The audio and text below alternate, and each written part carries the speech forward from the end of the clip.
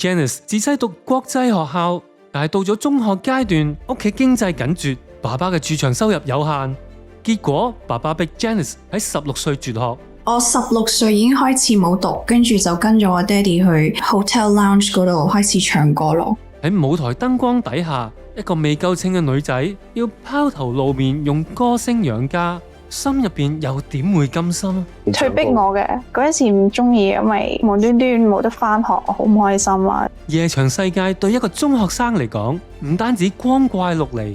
本身係喺學校 daytime 讀書，跟住無端端我成個 life 就喺夜晚，跟住我所有啲朋友咧都係大我好多，仲危機四伏，甚至試過有人引誘 Janice 行歪路。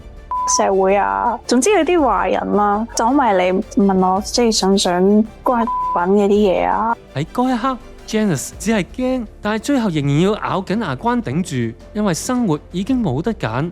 嗰陣時係真係好 resent 我嘅爸爸去要有咁嘅選擇俾我啦。嗰陣時係即係因為要幫佢賺錢。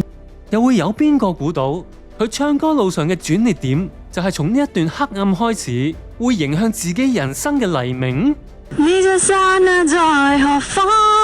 與你再相伴在旁，月晨光，要識收尾啊嘛！